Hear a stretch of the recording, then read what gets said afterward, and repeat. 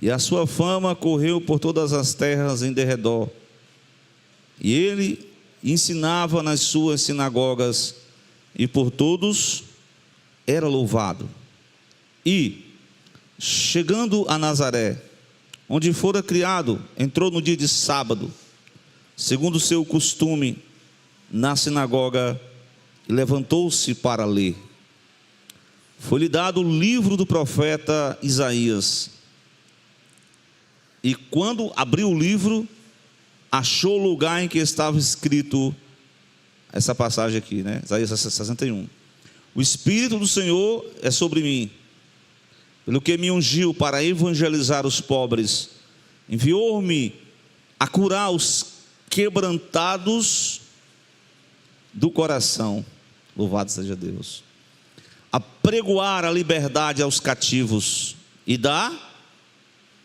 a dar vista aos cegos, bendito seja Deus, pôr em liberdade os oprimidos e anunciar o ano aceitável do Senhor. Louvado seja Deus.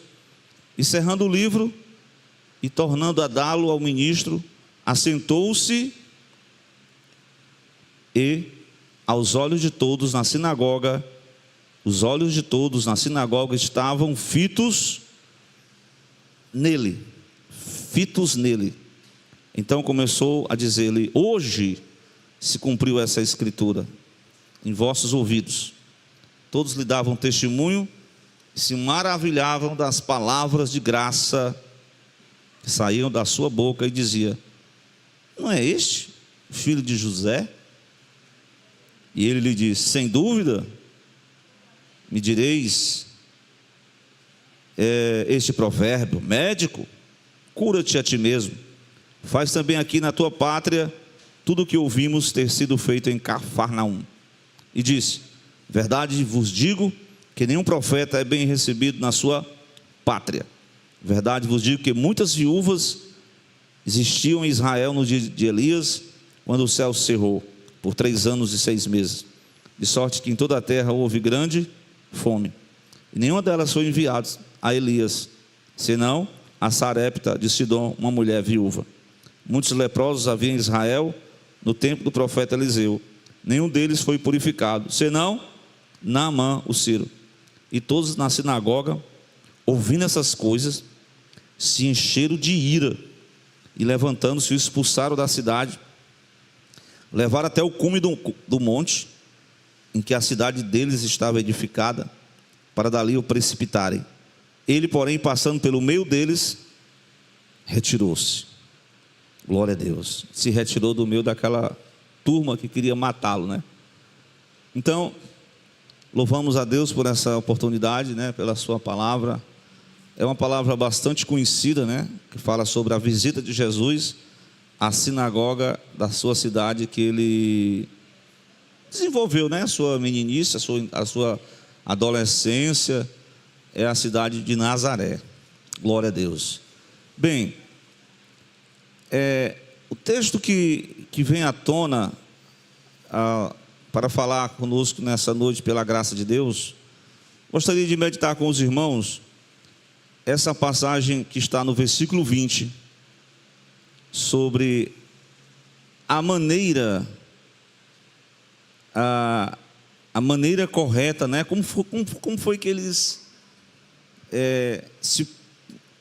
se retrataram ali naquele momento que Jesus estava lendo a palavra, e os olhos de todos da sinagoga estavam fitos nele. Todos estavam prestando atenção ao que Jesus falava, ouvindo para a palavra que ele estava ministrando. Glória a Deus. Então essa é uma palavra, né? E até a gente olha a visão, né, do que o Cristo trouxe para aquela sinagoga. Então eles não houve uma reação positiva, né, irmão? Porque você vai notar lá na frente que eles vão questionar: mas isso aí não é o fulano de tal? Eu conheço Aí ele começou, nos outros evangelhos, Marcos, Lucas, Eu conheço o pai dele, que é o carpinteiro. Eu conheço também a mãe dele. Aí ele cita 4 nomes dos irmãos. Vocês sabem quem é, né? Tiago, Judas. Eu não lembrei do nome do outro, mas está lá em Mateus. Aí ele também cita: as suas irmãs não estão entre nós? Quer dizer que Jesus, ele era um personagem bastante conhecido naquela cidade, não? Então eu quero chamar a atenção dos irmãos que as pessoas, né, elas conhecem a Cristo, né, até uma certa forma, né?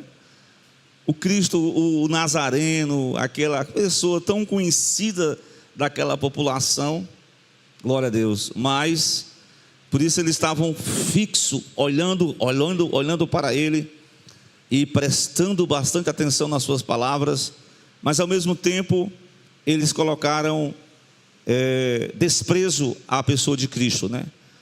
Então, glória a Deus.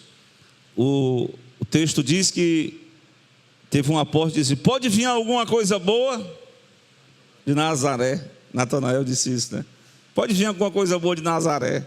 Isso é uma forma de desprezo ao lugar, um lugar humilde, um lugar simples.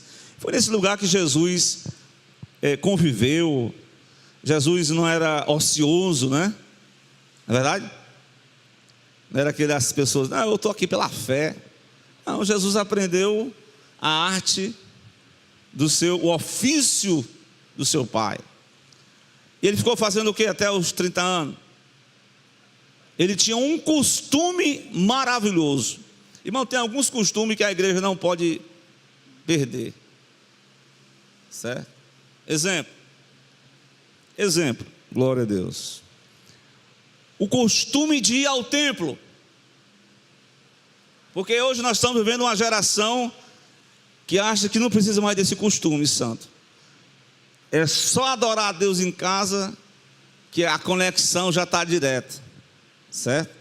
Mas a gente sabe que desde o princípio Deus chamou o seu povo para estar em convivência, né? em reunião, em agrupamento, e não de forma isolada, né? Claro que isoladamente nós adoramos a Deus, nós buscamos a Deus, mas junto com os irmãos nós buscamos a presença do Senhor em oração, aprendemos, edificamos uns aos outros. Isso faz parte da nossa caminhada com Cristo, certo? Glória a Deus. Então, os moradores de Nazaré foram colocando obstáculos, né? Mas eu quero deixar em pauta essa parte positiva que eles falaram, que eles demonstraram, né? Os olhos de todos na sinagoga estavam fitos nele, em Jesus. Apesar de que eles olharam para Jesus: esse daí, fulano de tal. Aí Jesus vai citar algumas passagens do Velho Testamento que ele citou, né? Principalmente quando Elias orou por aquela viúva e o mantimento dela foi multiplicado. O que mais que ele fez naquela casa daquela viúva? Elias orou e o filho da viúva ressuscitou. Aí ele falou de um capitão do exército assírio que ele fez uma oração. Eliseu, não é Elias, é Eliseu. Fez uma oração e ele foi curado. E eles eram estrangeiros, Sarepta e a Síria, né? Ou melhor dizendo, a Síria, né? Então, ele está mostrando aqui que os profetas, havia um ditado popular de que a pessoa de casa, esse santo de casa não faz milagre, né? Mas isso era um costume deles, porque todos os profetas do Velho Testamento foram de Israel. Tem um profeta que era fora de Israel, que era um profeta que era chamado Balaão, mas todos eles, há alguns, como Amós, que era de Judá, foi enviado até o norte para pregar, mas dentro do contexto de Israel. Então Jesus demonstrou essas palavras e eles foram reagindo negativamente, né? Desprezando. Chegou até o ponto de se irar, de expulsar Jesus da sinagoga. Interessante é que eles levaram Jesus até um lugar alto, e queriam empurrar Jesus dali, e o texto vai dizer que Jesus pela grandeza de Deus, Deus não deixou o seu filho ser entregue à morte naquele momento, porque fazia parte do propósito de Deus. Então, Deus tinha um momento certo para o filho ser morto, que era lá na cruz. Glória a Deus. Então, com tudo isso, essa parte positiva, né? Os olhos deles estavam como que fixos, né? Firmemente olhando para aquele momento da palavra. A gente olhando para essas religiões que não são cristãs, o próprio judaísmo, né? Eles têm assim, os orientais principalmente, eles têm assim é um costume, né? De uma reverência que nós ocidentais precisamos cada vez mais aprender, principalmente como igreja, né? Como é que nós ficamos às vezes na hora do culto? Corpo presente, Esther, e mente voando. Ou seja, às vezes nós temos alguns, adquirimos um toque. Não sei se você já está sofrendo desse toque. Sabe qual é? O telefone nem está tocando, você já está, tem alguém me chamando. Ou então você está lendo a Bíblia, você não consegue ler um capítulo, você já para, eu tenho que fazer isso, pensar em outra coisa.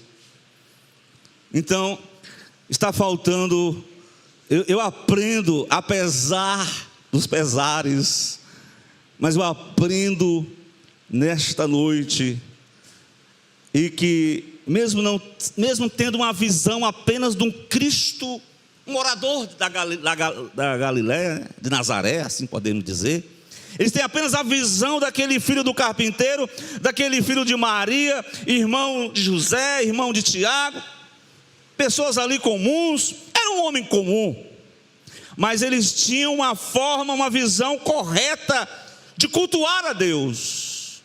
E o primeiro lugar que eu observo é essa questão da reverência. Eles olhavam para a adoração a Deus naquela sinagoga com muita reverência. Glória a Deus. Então é preciso a gente adorar a Deus com reverência, reverenciar a presença de Cristo. Outra coisa, pastor, mas o irmão ali está pregando uma mensagem tão simples, sei de cor e salteado. Tem irmão que já sabe de cor e salteado. Uma vez eu vi um irmão lendo na cruzada, irmão, eu vou ler aqui João 3,16, eu preciso nem mais ler, porque eu já sei de cor. Eu disse, meu Deus, é muita humildade. Mas a questão é que não importa se é João 14,6, não importa se é João 3,16, não importa se é alguém que não tem muita expressividade teológica, glória a Deus, mas eu tenho que olhar com bastante atenção para a palavra, glória a Deus. É isso que eu sempre estou falando isso. Eles olharam com muita atenção para a palavra, glória a Deus. Bem, o culto ele é dedicado a quem? Ao Senhor. Quem é Jesus? Quem é Jesus? Simeão, me responda quem é Jesus. O texto vai dizer que Lucas, no capítulo de número 2, acho que é o capítulo 2, você lembra que Simeão, ele recebeu uma revelação do Novo Testamento, podemos assim dizer. Simeão era um senhor já de idade, né? Tinha um santo hábito de estar sempre indo ao templo. Interessante que naquele tempo de Jesus, né, eu estava olhando que quando Malaquias, o último profeta do Velho Testamento, que vai expor, ele fala de uma forma muito enfática. Eu até lembrei dessa mensagem, as 4 maldições do livro de Malaquias. Tem a primeira, a maldição do culto. Eles estavam oferecendo a Deus um culto deformado, era um animal quebrado, um animal que não era apropriado para ofertar ao Senhor. Tinha também outra maldição que era da família. Tinha a maldição de reter reter a questão lá da oferta, que era os dízimos do sacerdote. E, deixa eu ver, a família quarta, do capítulo 4. O segundo era a maldição das bênçãos, porque o sacerdote estava tudo desmantelado, que ao invés deles abençoar, ele estava amaldiçoando. Então, a maldição do culto, eles não estavam prestando culto apenas formalmente, perderam a essência da adoração. Parece que houve 400 anos de silêncio. Eu sei que houve naquele período, né? Os irmãos conhecem a história, principalmente aquela Bíblia católica, né? Que tem a história dos Macabeus, né? Tem todo um relato que aquele cidadão lá, um rei chamado Antíoco Epifânio, que ele quis sacrificar ali um animal impuro dentro do templo, e eles lutaram, e eles foram zelosos, manteram a tradição. E isso, os judeus, foi um fato positivo, eles manteram aquelas tradições, né? Não sei que foi o Júnior me falou um detalhe que, por exemplo, ele disse que o judeu, ele consegue, tanto também como os árabes, né? Eles conseguem estar nas sociedades ocidentais, com costumes diferentes, mas eles não conseguem, eles não são levados por tais costumes. Eles sempre têm as suas tradições de manter. Mas enfim, a questão que eu estou ministrando nessa noite é que Simeão, ele foi um dos poucos remanescentes, como José, Maria, Ana, aquela senhora também, e outros que estavam ali esperando a vida do Messias.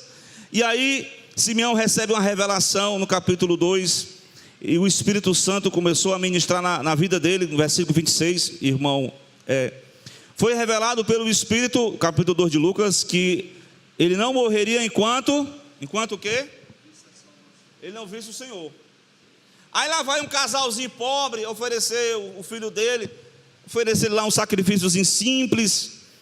Aí ele contempla aquela cena, e o Espírito Santo naquele dia disse: vai para o templo, vai para a igreja, rapaz. E quando eles vão, aí se encontra com aquele casal. Aí ele pega o menino nos braços, ele começa a dizer palavras de agradecimento, né? E uma delas ele diz: agora, Senhor, pode me despedir em paz, porque o teu servo, segundo a tua palavra. Aí o versículo 30, porque já os meus olhos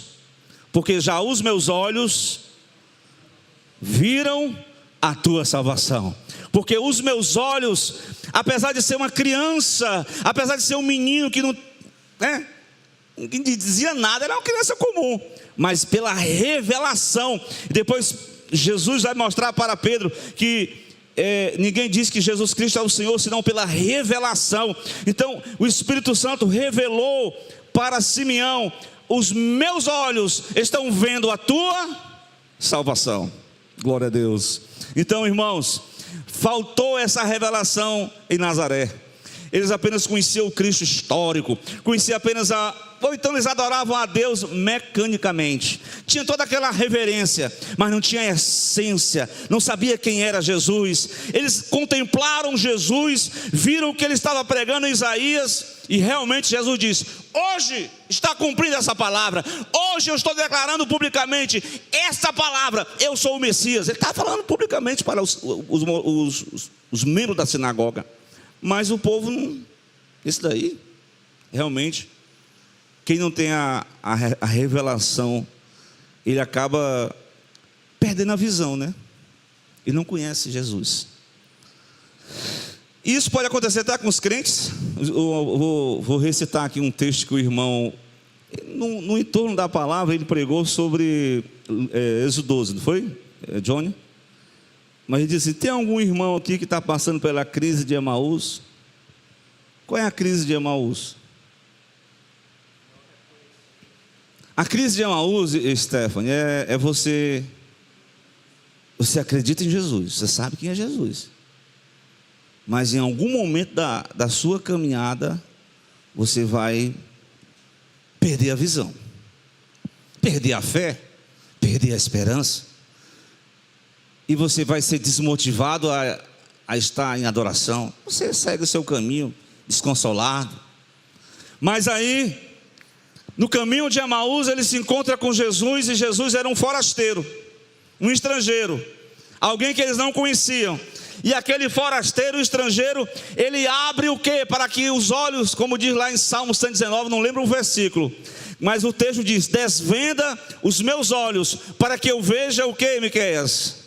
As maravilhas da tua palavra, da tua lei. Desvenda, abre os meus olhos. Foi isso que Paulo fez a oração em Efésios. Você vai estudar isso aí, viu? Não sei se já passou por esse texto. Efésios capítulo 1, é o versículo 18. Olha se aí mesmo, 1 e 18. Exatamente. Ilumina os olhos do entendimento, para que saibais qual seja a esperança da sua vocação e as riquezas da glória da sua herança nos santos. Ou seja, iluminar os olhos do entendimento. Glória a Deus. Então, meus amados irmãos, essa palavra é interessante, porque os olhos dos discípulos lá no Emaús, principalmente Lucas 20, 24, 30, 31. Os irmãos podem colocar aí, só para a gente observar, que houve um momento que depois que Jesus ministrou uma palavra, né? Aquela palavra foi trazendo vida ao coração daqueles dois discípulos, e aconteceu o seguinte, é que foi exatamente no partir do pão, né? Eles estavam orando ali, Jesus partiu o pão e deu a eles. Aí quando Jesus deu o pão para eles, no versículo 31 diz o quê? O próximo. Então abriram-se os seus olhos, e eles perceberam, os conheceram, e de repente Cristo desapareceu diante deles. Então eles têm a visão do Cristo vivo, ressurreto. Eles têm uma visão ali maravilhosa, uma revelação de que Cristo não estava morto, mas estava vivo. E é isso que muitas das vezes acontece com muitos de nós. Ficamos decepcionados, ficamos com a fé esfriamos, e é preciso ter esse encontro pessoal com Jesus. Não é um encontro que o pai e a mãe vai transmitir. O pai e a mãe, uma pessoa, ele tem a sua própria experiência. Mas eu quero dizer, em nome de Jesus, que nessa noite, cada um de nós possamos ter uma experiência com o Cristo vivo, crescente, uma experiência crescente. Glória a Deus. Quando você estiver bem fraquinho, bem abatidos e bem moidinho, aí o Senhor vai entrar na tua vida, no teu coração, e vai trazer restauração em nome de Jesus. E os meus olhos vão ser abertos, glória a Deus, para, como disse Jesus, o Espírito do Senhor está sobre mim, e diz, para dar vista aos cegos. Um dos propósitos é trazer visão àqueles que estão cegos espiritualmente. Glória a Deus.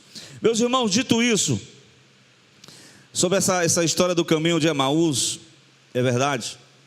Então esse texto ele é interessante, né? Porque os olhos deles estavam fitados, fixo nele. Então eu quero trazer um propósito pela qual você e eu, como servo de Deus, muitas vezes nós estamos igual aquele apóstolo, né? Mas o apóstolo lá foi muito mais além do que nós, né? Porque ele andou sobre as águas, eu até falei isso aqui. Mas, enfim, é preciso ter uma visão correta de Cristo. E essa visão, ela é progressiva, né? Como eu falei, né? O apóstolo Paulo fez uma oração, como eu citei aqui em 1 de Efésios, para que sejam abertos os olhos do nosso entendimento.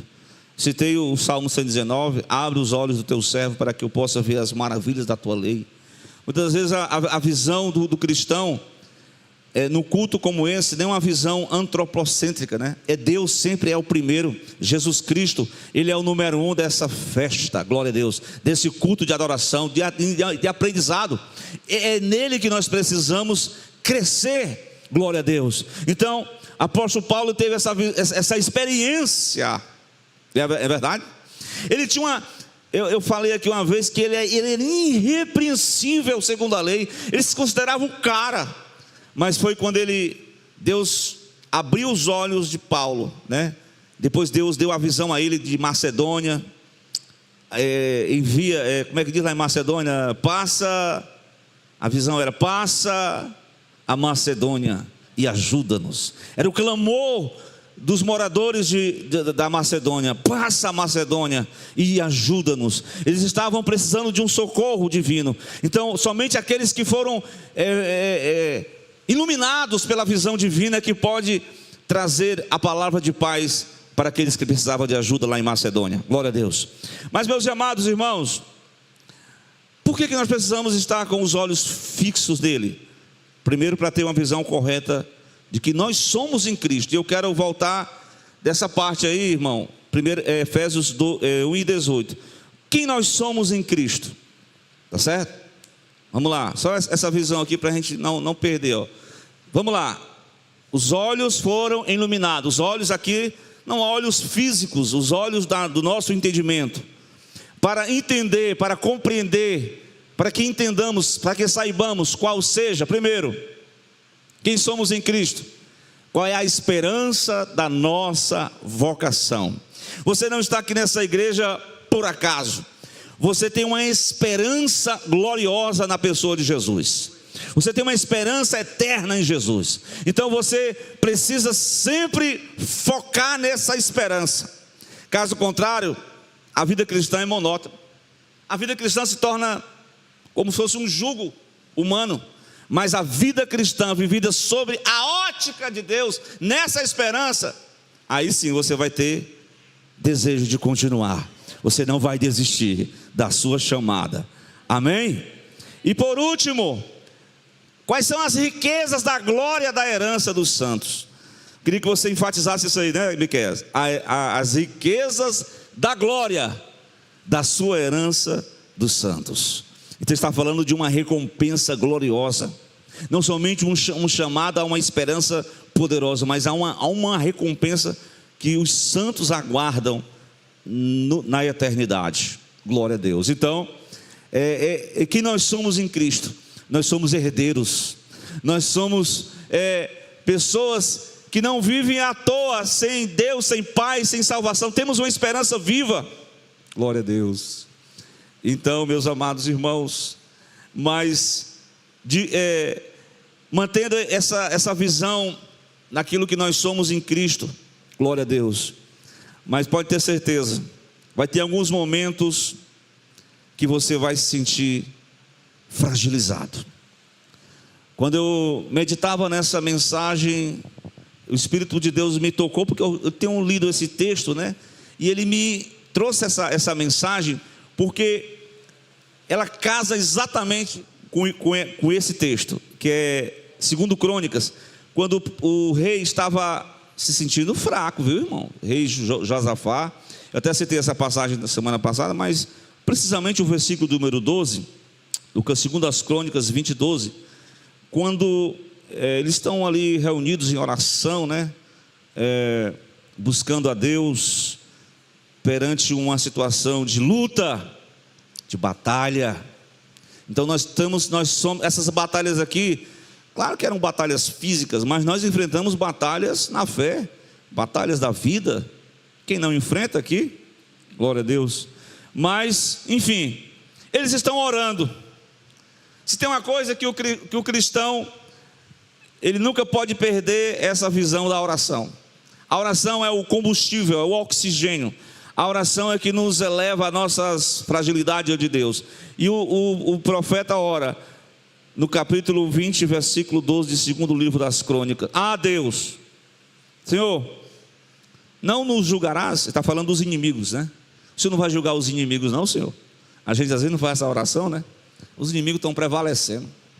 Meu Deus, a injustiça está prevalecendo. Por que o Senhor não vai entrar em providência não? Faz logo alguma coisa, Senhor. Eu não estou aguentando não. Mas enfim, porque em nós, olha a realidade, em nós não existe mais o quê? Força. Não é assim? Não existe mais em nós força.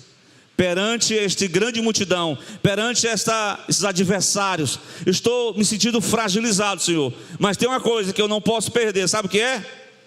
O quê? Porém, os nossos olhos estão postos em Ti. Os nossos olhos estão fixados em Ti. Por mais que eu fraco seja, por mais que eu esteja perto de perder essa batalha, mas os nossos olhos estão postos em Ti, meu Deus. E é esta a visão que o crente nunca deve perder. É a visão de que na batalha com Cristo, ele pode ter certeza, glória a Deus, está ciente que o poder de Deus é maior do que qualquer inimigo, que nós estamos debaixo da proteção divina, glória a Deus. Então é preciso sempre estar ciente da visão com Deus, glória a Deus. Meus amados, estou falando de guerra, estou falando de batalhas, estou falando de pelejas, estou falando de problemas pessoais, de situações na vida que pode levar a gente a uma fragilidade, mas o segredo é manter firme a visão, firmemente com Cristo, glória a Deus, olhando para o Senhor, porque o Senhor é um Deus de batalha. Mas eu estava também meditando que tem algumas coisas que atrapalham a nossa visão, é verdade? Por exemplo, uma coisa que tem atrapalhado a visão são as distrações. Distrações, irmão, o que é isso? Irmão, presta atenção. Eu estou aqui, eu citei o apóstolo Pedro, porque na verdade Pedro, ele anda sobre as águas. O grande segredo de Pedro é porque ele só andou sobre as águas quando? Enquanto os seus olhos estavam fitos no Senhor. Mas o momento que Pedro vai olhar, ele vai se distrair. Quando eu falo de distração, irmão Wellington, você sabe muito bem disso. A distração pode ser só um pouco de segundos, mas pode trazer grandes consequências. Estou falando do trânsito. Para alguns irmãos aqui, é só alguns segundos de distrações que você pode perder a visão, porque a visão é rápida. É rápido, tudo é rápido. Por exemplo, quando Elias estava para partir, aí ele diz: discípulo, o que é que você quer que eu faça, que eu oro por você? O que é que você quer? Eu quero só uma porção dobrada. Rapaz, tu pediu uma coisa difícil. Rapaz, sinceramente. Mas se tu me vires, quando eu partir, tu vai receber. Irmão, foi um vento. Veio um vento e eles clamaram: meu pai, carro de Israel, os seus cavaleiros. E na verdade veio uma carruagem de fogo, essa coisa de fogo, coisa de pentecostal, né? Carruagem de fogo, e levou o profeta, e a capa de Elias cai, e verdadeiramente Eliseu fixou, apesar das distrações, apesar de que os profetas, os filhos do profeta, estavam querendo ele ir para outro lugar, mas Eliseu, melhor dizendo, manteve-se firme no propósito de dar continuidade ao ministério profético, começando pelo profeta Elias, né? Então ele se manteve ali ligado, não se distraiu. Isso é importante, viu? Nós estamos hoje numa situação como Pedro, né? Nós estamos na fé, nós estamos andando com Jesus na fé, e os problemas, nós estamos andando sobre as águas, nós estamos com dificuldade, mas Jesus está com a gente dentro do barco, Ele vai nos dar vitória. Mas em dado momento, aí o crente começa a relaxar. Quando o crente relaxa, ele se distrai, ele começa a perder o foco, ele começa a perder os objetivos, e a sua fé começa a se afundar.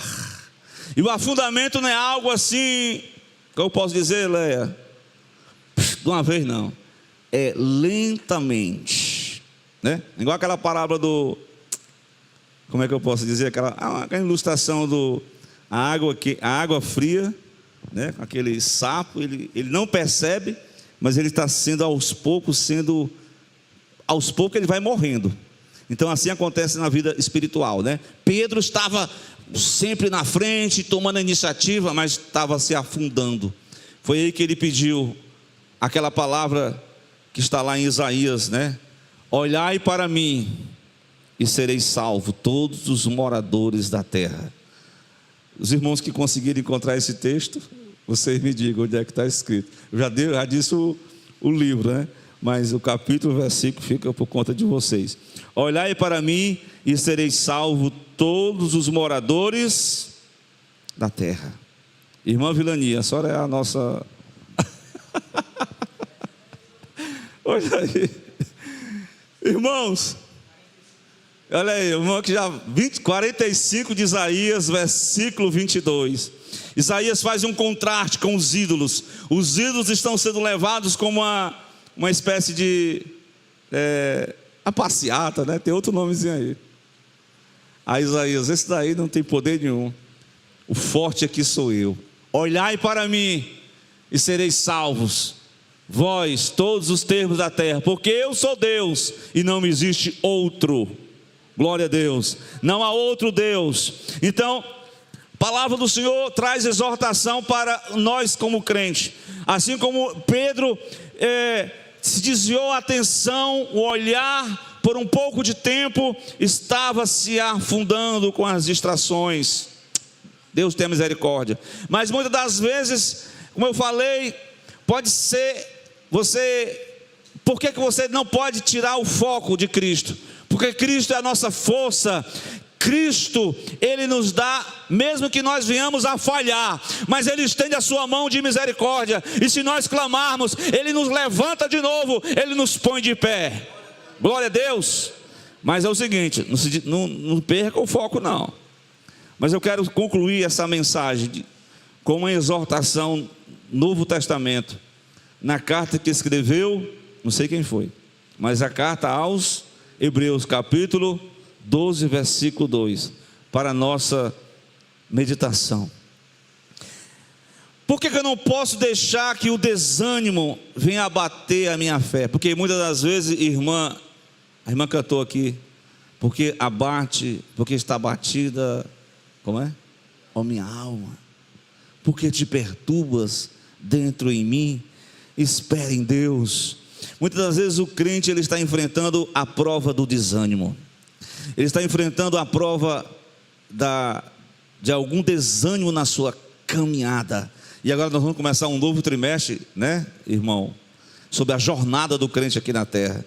E nada menos, muito mais que a gente tem que se meditar sobre a nossa jornada é isso aqui, ó, versículo 2, que nós precisamos estar sempre fazendo isso aqui. Isso aqui, alguns irmãos dizem assim: irmão, quando você vem aqui, um irmão dando trabalho na igreja, aí eu me desviei porque o irmão lá pecou. Aí a gente nem sempre dá esse versículo aqui, né? Essa é uma receita, né? Irmão, eu sei que a gente tem que olhar para os irmãos, né? Mas tem uns irmãos que não conseguem se endireitar, que são eternos meninos na fé. Misericórdia. Só Jesus para trazer maturidade, né? Trazer uma constância.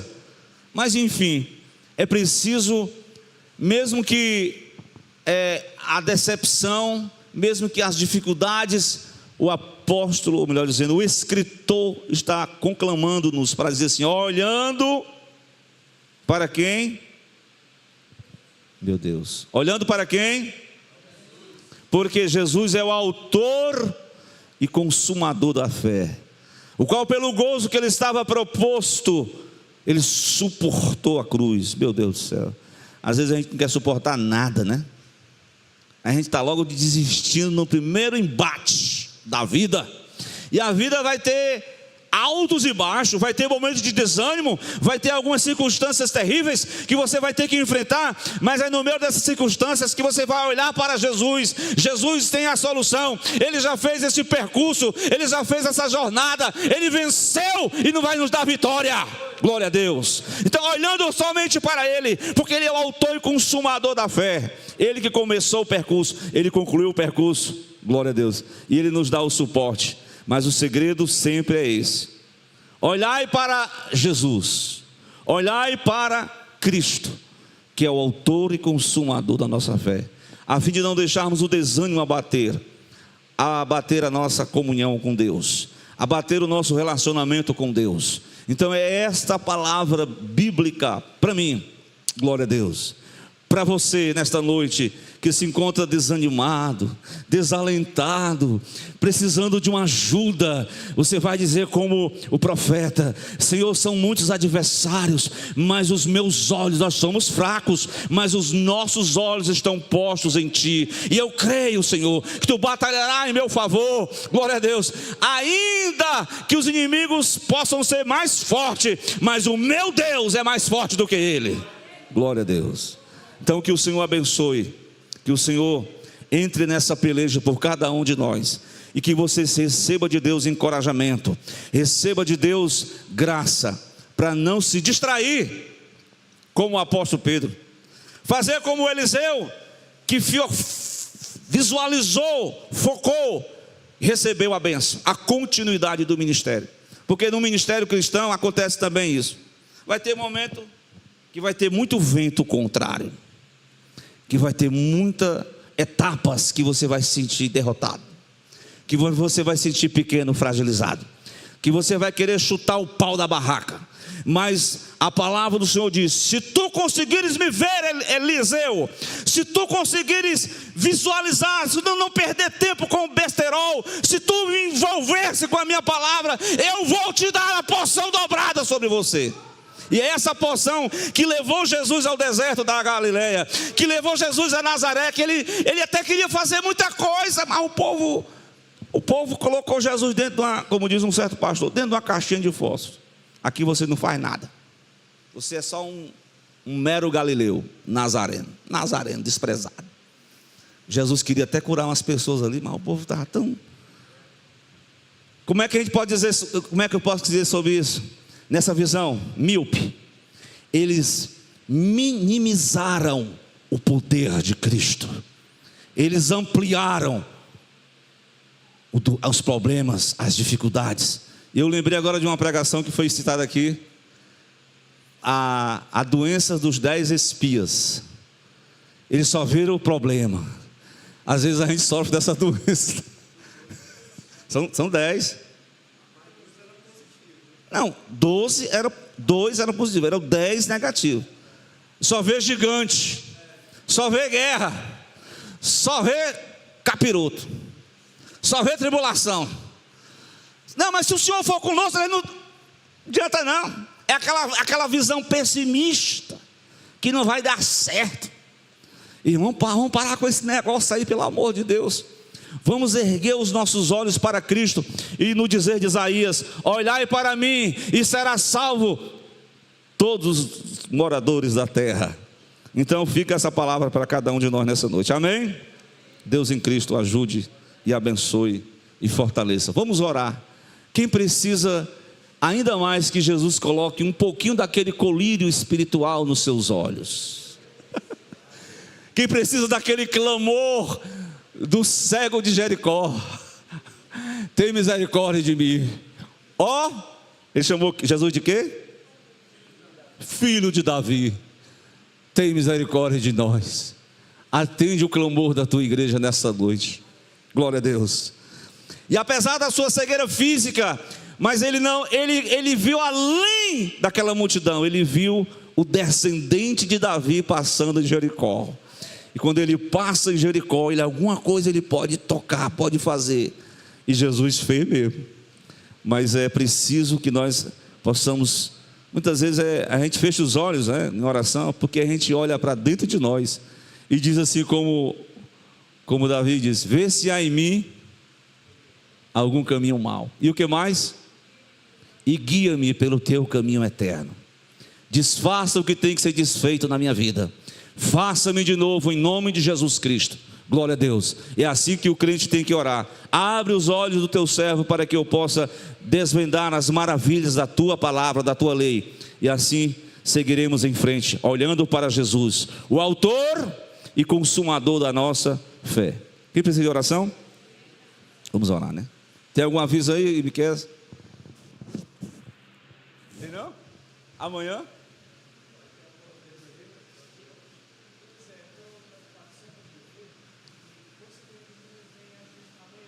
Aí você define aí, de hoje para amanhã, certo? Ok? Oremos em nome de Jesus. Pai eterno, santo e justo, Deus Todo-Poderoso, estamos aqui nessa noite, tomando essa palavra como base para a nossa fé em Cristo, para seguirmos em frente, para seguirmos olhando para o nosso Senhor e Salvador Jesus Cristo. Abençoa cada vida que aqui tem chegado, Senhor. Sabe os problemas individuais, as batalhas que cada um aqui tem travado, são problemas pessoais, questões familiares, questões espirituais e até questões financeiras, que traz também abatimento aos corações.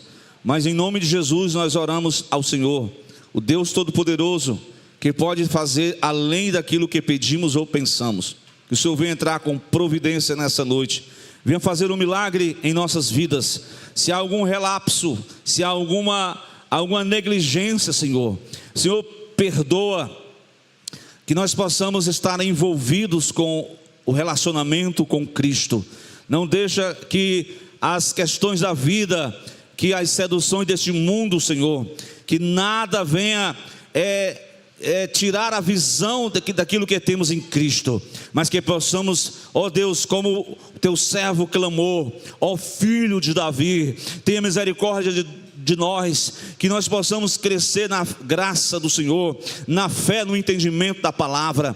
Senhor, abençoe a tua igreja, os teus servos. Senhor, fortalece, dá maturidade, dá crescimento, dá inteligência espiritual, dá conhecimento espiritual, para que nós possamos te adorar com um coração verdadeiro, te adorar na sua essência, olhando para Cristo, adorar o Senhor com bastante atenção, ó Deus, porque o Senhor merece a nossa atenção, o Senhor é digno de toda adoração. Portanto, nessa noite, Pai, nós oramos por essa igreja, oramos para que haja um mover do Espírito Santo, porque somente o Espírito de Deus é que constrói em nós o caráter de Cristo, Pai. E assim como o nosso Senhor e Salvador Jesus Cristo, como homem, Ele percorreu a carreira da fé, e Ele está assentado à destra de Deus. Ele suportou a cruz, suportou a vergonha, suportou a ignomínia, suportou as dores, mas Ele venceu, e Ele nos dá a graça, aleluia. Basta tão somente, ó Pai, que mantenhamos firme a nossa fé no Senhor, e que nessa noite nos despede em paz. Guarda, Senhor, cada família aqui representado. Senhor, repreende a enfermidade, doença, todo mal, toda doença, toda enfermidade, toda moléstia, em nome de Jesus Cristo, Pai. Assim como o Senhor falou através do Apocalipse, que está escrito, ó Senhor, adquires, ó Deus, colírio, para que tu possas ver, que possamos adquirir. Claro que não temos ouro, mas é pela graça, é que temos recebido da parte de Deus a visão de Cristo, para que nós mantenhamos firme essa comunhão com Deus. Abençoa o teu povo, nos dá uma noite de paz, de sono reparador, e abençoa todos os projetos da tua igreja, trabalho de evangelismo, a mocidade, as senhoras, o grupo de vida da família, dos ministérios da tua casa. Que o Senhor possa envolver a cada um de nós nesta grande obra, pois é no nome do teu Filho amado, que é o Senhor, que vive e que reina desde agora e para sempre. Que o amor de Deus nosso Pai, que a comunhão do Espírito Santo de nosso Deus, e que a graça do Senhor Jesus esteja nesta noite com todos os seus servos, mas é desde agora e para todo sempre. E vamos dizer, irmãos...